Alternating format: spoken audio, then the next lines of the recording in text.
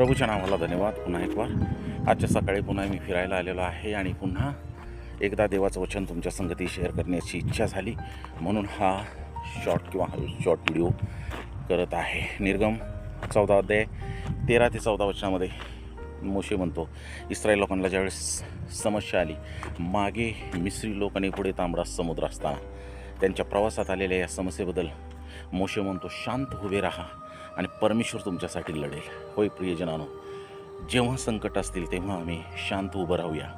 परमेश्वरावर जर तुमचा विश्वास आहे, त्याला जर तुम्ही आपला प्रभू मानलेला आहे विश्वासकानो, तर तो तुमच्या बाजूनं लढेल आणि तुम्हाला विजयी दिला. आम्ही पाहतो की पुढे परमेश्वर इस्रायल लोकांच्या बाजूने लढला, त्यानं तांबडा समुद्र दुभांगला, त्यामधून इस्रायल लोक पार झाले आणि मिस्री लोक त्यामध्ये गडप झाले किंवा मेले, कारण परमेश्वर इस्रायल लोकांच्या बाजूला होता.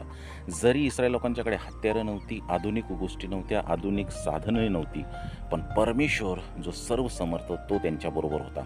आणि परमेश्वराच्या हातामध्ये सर्व साधने, सर्व आधुनिक गोष्टी आणि सर्व शस्त्रे आहेत, ज्याच्यावर परमेश्वर अधिकार गाजवतो आणि ते थांबवू शकतो जर त्याच्या लेकरांच्या विरुद्ध ते उठत असतील. म्हणून त्याची लेकरं बनून राहा आणि देवाचं गौरव करा. देव तुमच्या बाजूने लढायला तयार आहे. धन्यवाद. Thank you. May God bless you all.